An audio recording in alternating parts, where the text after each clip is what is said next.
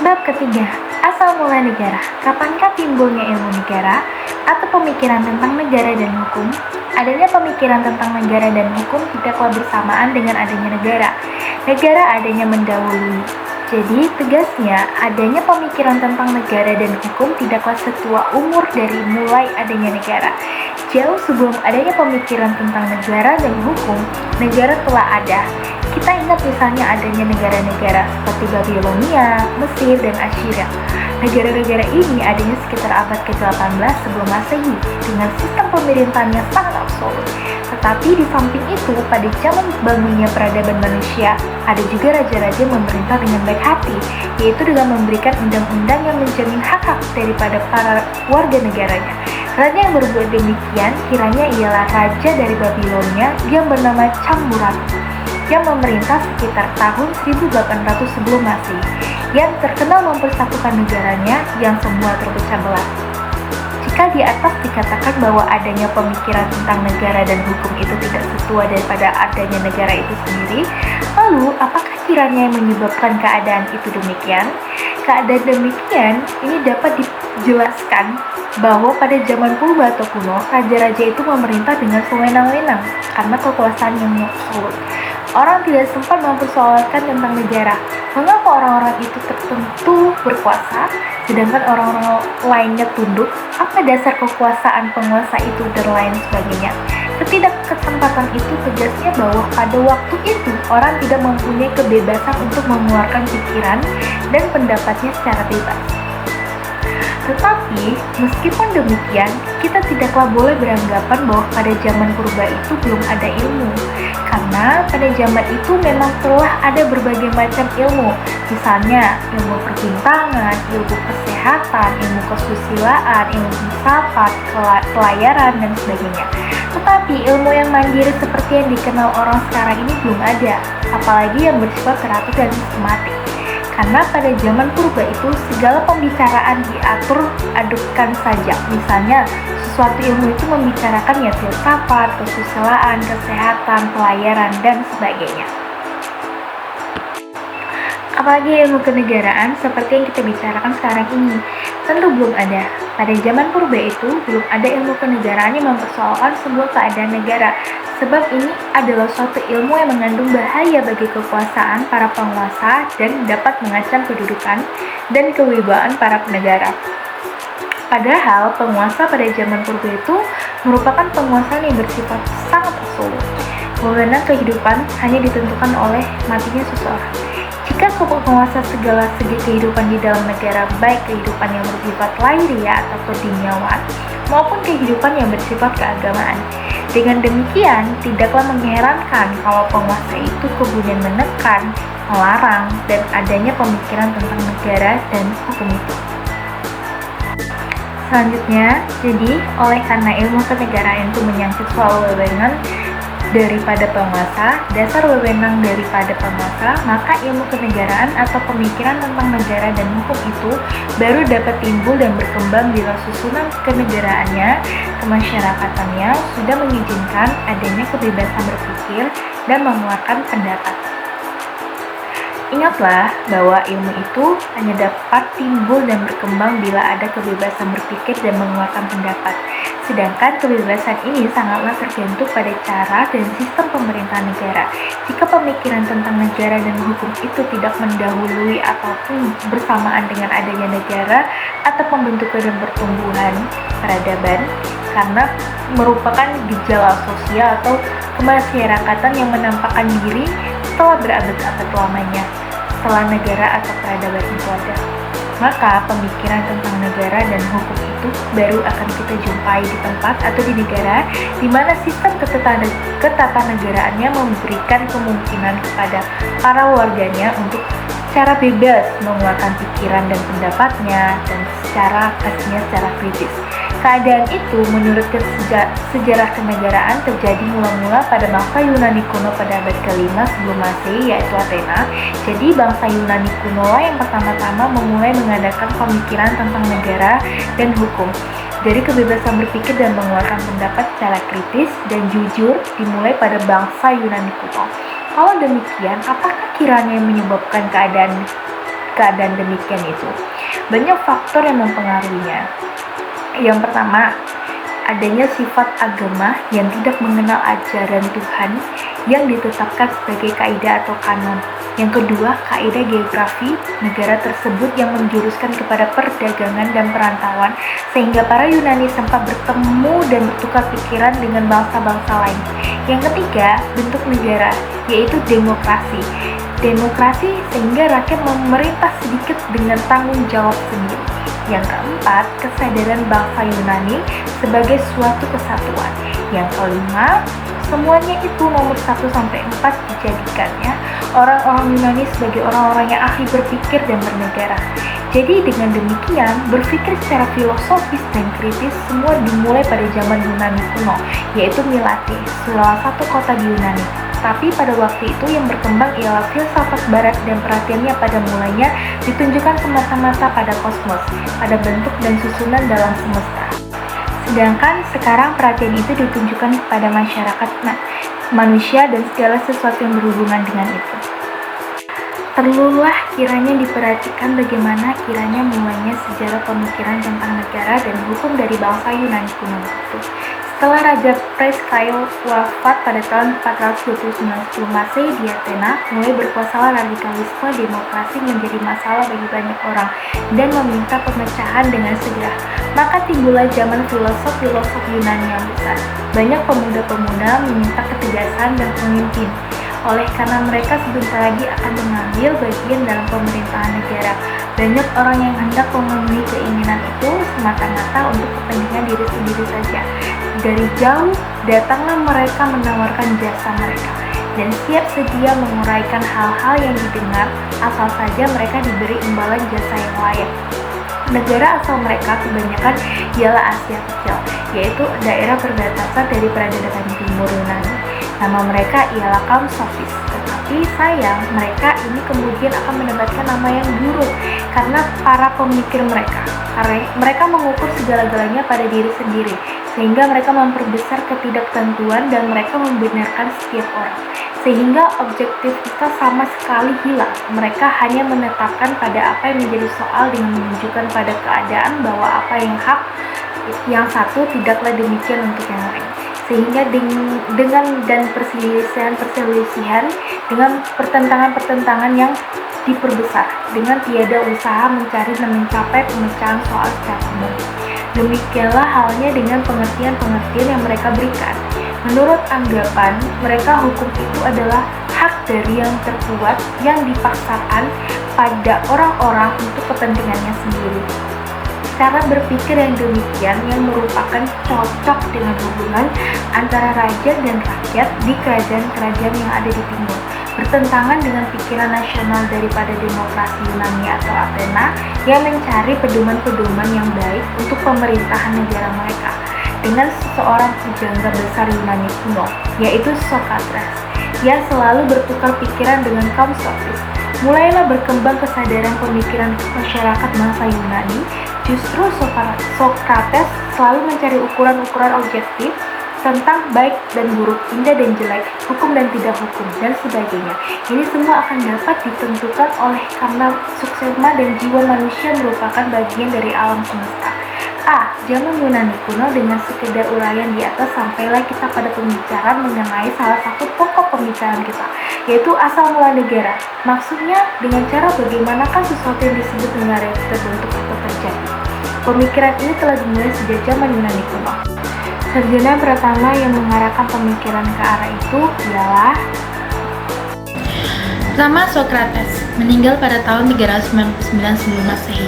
Menurut Sokrates, negara bukanlah semata-mata merupakan suatu keharusan bersifat objektif yang asal mulanya berpangkal pada pengerti manusia. Sedang tugas negara ialah menciptakan hukum yang harus dilakukan oleh para pemimpin atau para penguasa yang dipilih secara seksama oleh rakyat. Disinilah tersimpul pikiran demokrasi daripada Sokrates. Ia selalu menolak dan menentang keras apa yang dianggapnya bertentangan dengan ajaran yang menaati perundang-undangan. Sokrates meninggal karena dipaksa atau dihukum minum racun sebab dianggap merusak alam pikiran dengan kepandaiannya yang telah ada pada waktu itu. dengan tidak meninggalkan apa-apa, baik tulisan-tulisan yang telah dibukukan ataupun yang masih berupa tulisan tangan, bahwa Socrates hidup terus dalam alam pemikiran tentang negara dan hukum, adalah terutama berkat muridnya yang termasyhur yaitu Plato.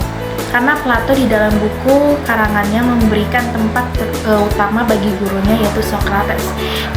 Dalam banyak hal buku Plato bersifat tanya jawab, sedangkan jawaban-jawaban itu diutarakan menurut ajaran gurunya Socrates. Maka dengan demikian sampailah kita sekarang pada ahli pemikir besar tentang negara dan hukum yang dihasilkan oleh sejarah kenegaraan daripada bangsa Yunani kuno. Bentuk negara Yunani kuno itu masih merupakan suatu polis, terjadinya mula-mula hanya merupakan benteng di sebuah bukit yang makin lama makin terkuat. Kemudian orang-orang lain yang juga ingin hidup dengan aman ikut dengan menggabungkan diri. Tempat tinggal di sekeliling benteng itu minta perlindungan keamanan, maka dengan demikian benteng itu dapat semakin meluas. Kelompok inilah yang kemudian dinamakan dengan polis. Jadi negara pada waktu itu tidaklah lebih daripada suatu kota saja. Organisasi yang mengatur hubungan antara orang-orang yang ada di dalam polis itu tidak hanya mempersoalkan organisasi saja, tetapi juga tentang kepemikiran orang-orang sekitarnya. Maka dalam keadaan yang demikian ini sebetulnya tidak ada kepribadian daripada orang-orang yang ada di dalam polis itu, karena di dalam segala sesuatu yang dicampuri organisasi yang mengatur polis itu. Oleh karena itu polis dianggap identik dengan masyarakat dan masyarakat dianggap identik dengan negara atau organisasi yang masih berbentuk polis itu. Dengan demikian, maka dapat kita mengerti sekarang mengapa pada zaman Yunani kuno itu dapat dilaksanakan suatu sistem pemerintah negara yang bersifat demokratis, yaitu satu, negara Yunani pada waktu itu masih kecil, masih merupakan apa yang disebut dengan polis atau city state, negara kota. Persoalan dalam negara dahulu itu tidaklah seruit dan berbelit-belit seperti sekarang ini. Lagi pula, jumlah warga negaranya masih sedikit. Ketiga, setiap warga negara, kecuali yang masih bayi, sakit-sakit ingatan, dan budak-budak belian, adalah negara minded dan selalu memikirkan tentang penguasa negara, cara memerintah, dan sebagainya. Kalau di atas telah beberapa kali dikatakan bahwa pada zaman Yunani kuno itu sudah dilaksanakan sistem pemerintahan demokrasi, itu yang dimaksud adalah demokrasi kuno atau demokrasi langsung. Artinya bahwa setiap orang warga negara itu dapat ikut secara langsung memerintah atau ikut secara langsung menentukan kebijakan pemerintah negara.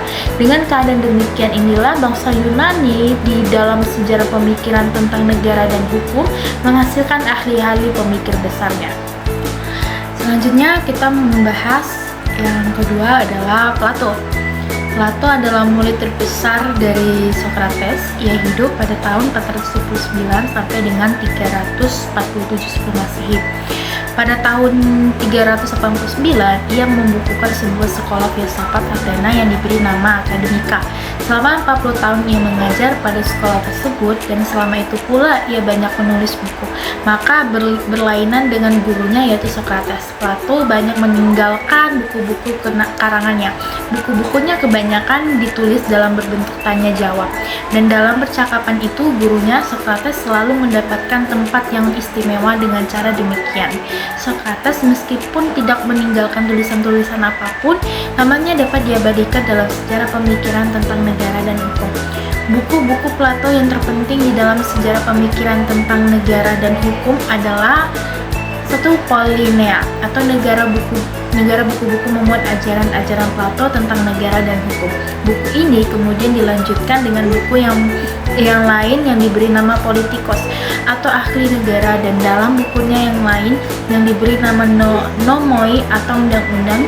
Ajaran-ajaran Plato tentang negara-negara hukum dalam buku-bukunya tadi banyak mempengaruhi alam pikiran Plato dalam lapangan filsafat. Bahkan sesungguhnya alam pikiran inilah yang melahirkan buku-buku tersebut. Mereka sebelum membicarakan pokok-pokok ajaran Plato tentang negara dan hukum dalam buku-bukunya tersebut, baiklah kiranya dibicarakan terlebih dahulu secara singkat alam pikiran Plato dalam lapangan filsafat tersebut. Plato adalah pencipta daripada ajaran alam cita atau idealer oleh karena itu, kemudian aliran filsafatnya tersebut idealisme. Menurut ajaran Plato, maka melekatlah kebenaran terdapat di dalam ide manusia. Segala sesuatu yang ada di dalam luar diri manusia itu sebetulnya hanyalah merupakan bayangan saja daripada apa yang telah ada di dalam dunia ide manusia. Bentuk daripada benda-benda yang ada di luar diri manusia adalah tidak sama. Misalnya kuda, itu hitam, ada yang putih, ada yang besar, ada yang kecil, dan sebagainya. Tetapi meskipun demikian, kita telah mengetahui bahwa benda-benda atau kuda tersebut adalah sejenis. Sebanyak ialah karena bentuk yang murni daripada baru. Benda itu sebenarnya bukanlah benda yang namanya sekali baru, karena benda itu hanyalah sekedar mengingatkan kembali pada bentuknya yang murni yang sudah ada terlebih dahulu di dalam dunia ide, atau karena jiwa manusia itu telah berada di dalam alam ide manusia. Sebelum ia memasuki beban di sana, ia telah melihatkan atau cita daripada kuda, kemudian ia terbentuk kurang sempurna di dunia ini. Ide atau cita-cita ialah hal-hal yang sudah ada manusia pada waktu lahir. Mencari ilmu pengetahuan berarti menimbulkan kembali ingatan-ingatan tersebut dari kerinduan jiwa kita dan dunia ide di masa jiwa kita dulu berada.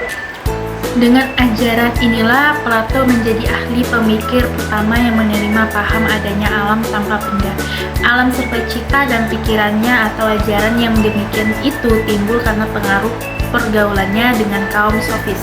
Dengan demikian ia lalu beranggapan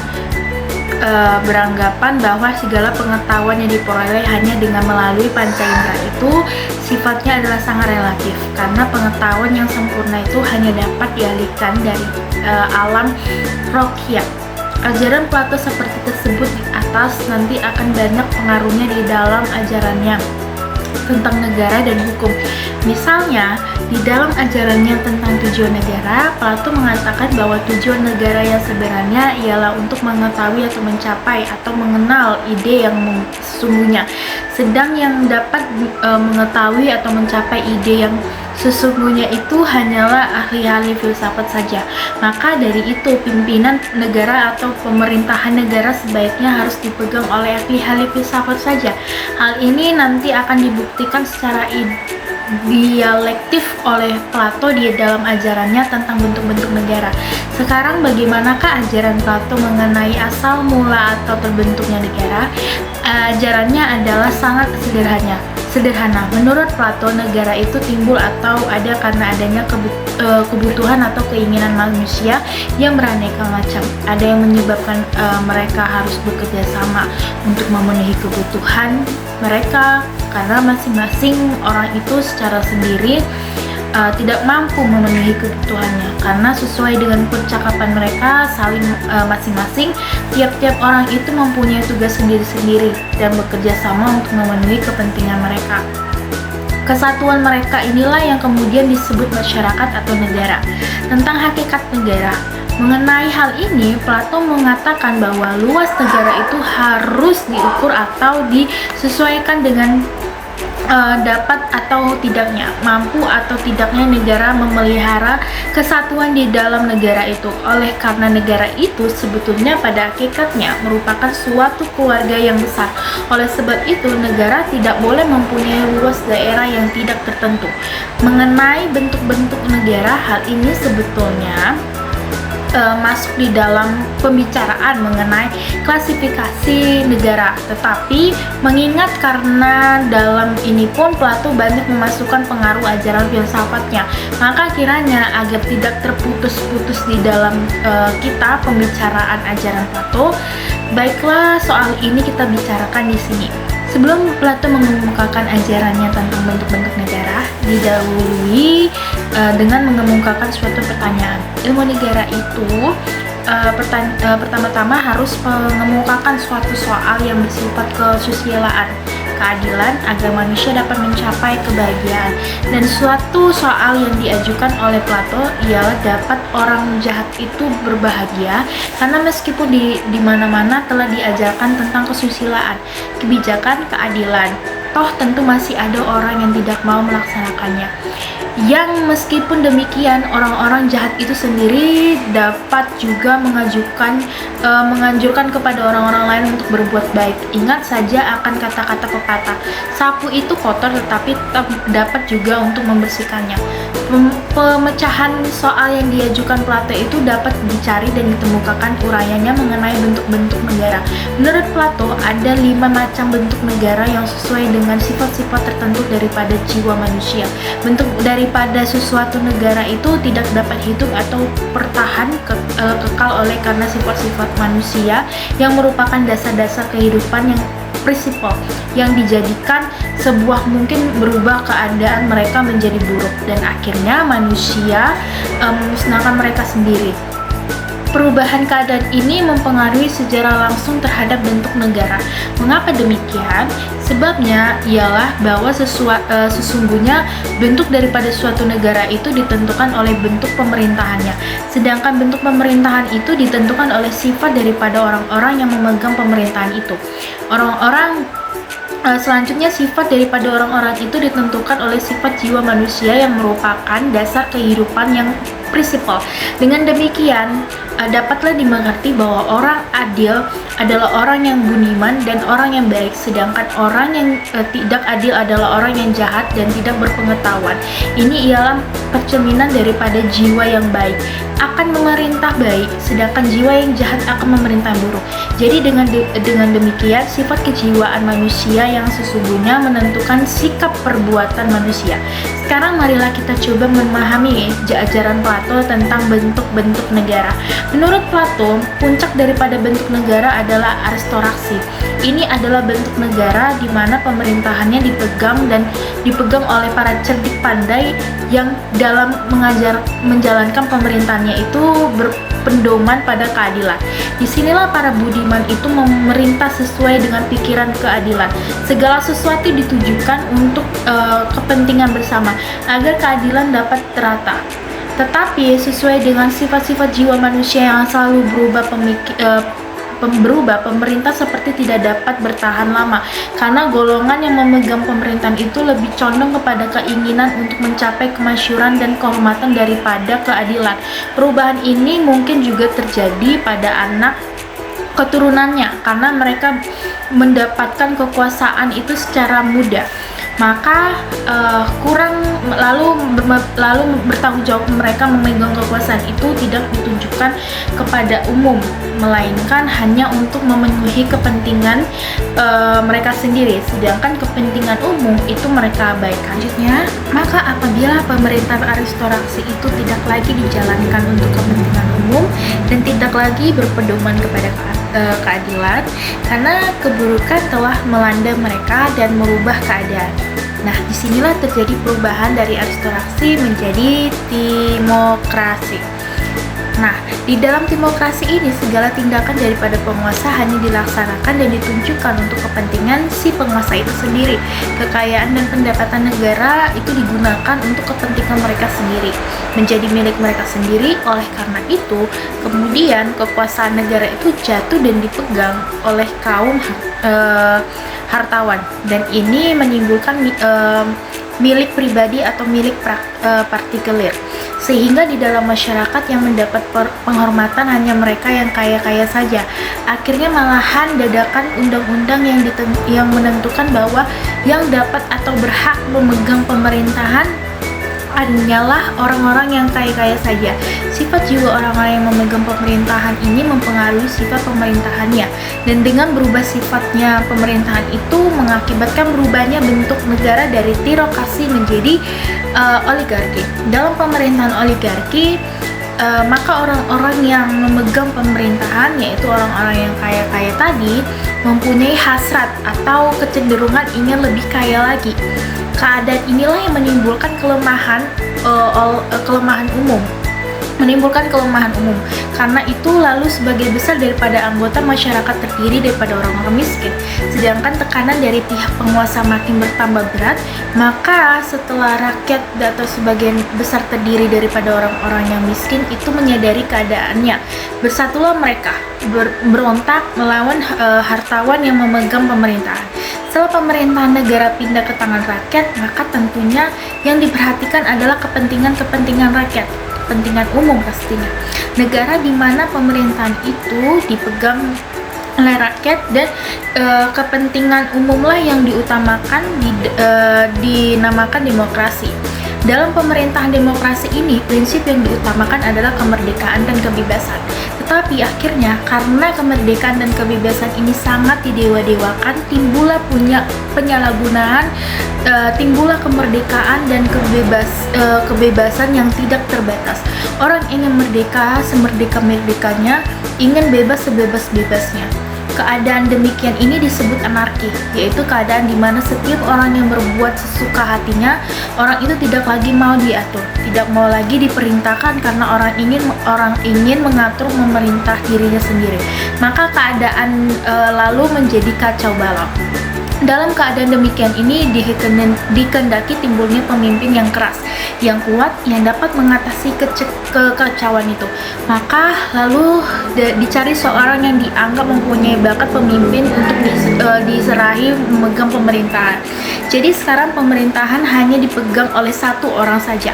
Di dalam keadaan demikian, hasrat daripada penguasa ialah menjaga supaya tidak ada persaingan terhadap dirinya. Dan untuk penguasa tidak segan-segan mengasingkan atau menyingkirkan semua musuh-musuhnya atau saingannya. Tindakan demikian adalah jauh daripada keadilan negara yang berpegangan demikian tersebut. Tirani. Pemerintahan yang demikian adalah pemerintahan yang sangat jauh dari cita-cita keadilan, sebab seorang tirani itu selalu berusaha menekan rakyatnya. Dengan ajarannya di atas, Plato telah membuktikan melalui jalan dialektikanya bahwa aristokrasilah yang merupakan pemerintahan yang terbaik, karena hanya keadilan, yaitu suatu susunan pemerintahan dari dan dijalankan oleh orang-orang yang berbakat dan bijaksana, yang dapat membawa kebahagiaan. Mereka inilah yang dapat mencapai tujuan negara, yaitu mencapai ide yang sesungguhnya. Disinilah Plato memasukkan pengaruh ajaran filsafatnya, sedangkan orang yang terjelek adalah tirani. Hal ini kecuali telah diuraikan di atas, Plato dijelaskan lebih lanjut dengan berikut. Kehidupan jiwa seseorang tirani sebagai makhluk yang paling tak berbahagia. Mereka tampak seseorang penjahat sejati yang hendak memusnahkan segala keinginannya. Meskipun seorang tirani berada di puncak kekuasaannya, ia menjadi mangsa dari semua nafsunya. Karena itu sesungguhnya ia lebih baik sengsara daripada rakyatnya yang diperintahkannya. Ia menyerupai negara yang diperintahnya itu. Tiada keadaan dapat dipikirkan yang lebih menyedihkan daripada keadaan seseorang tirani, sebab ia senantiasa berhadapan dengan keinginan-keinginannya yang makin lama makin bertambah besar. Oleh karena itu, ia menciptakan keadaan yang sebaliknya daripada apa yang diinginkannya. Karena tingkahnya, lakunya itu ia tidak dapat mempercayai orang-orang lain lagi. Bahkan terhadap dirinya sendiri, ia hidup dalam keadaan tak berdaya, selalu digoda oleh ketakutan. Dapatkah ia mempercayai orang-orang yang menjaganya? Sebab barang siapa yang tidak menyegani orang lain, takut tidak akan disegani oleh orang lain pula. Takut akan dihancurkan oleh dalih-dalihnya sendiri sewaktu ia makan dan minum. Takut ia akan dicari sewaktu-waktu ia beristirahat tidur. Ia takut disergap dan dibunuh oleh orang lain. Ia takut dapat bergerebekan dengan leluasa. Bukankah yang demikian itu menjadi contoh yang terbaik daripada orang yang mengejar kejahatan itu tidak berbahagia, melainkan menjadi orang yang sangat merana hatinya?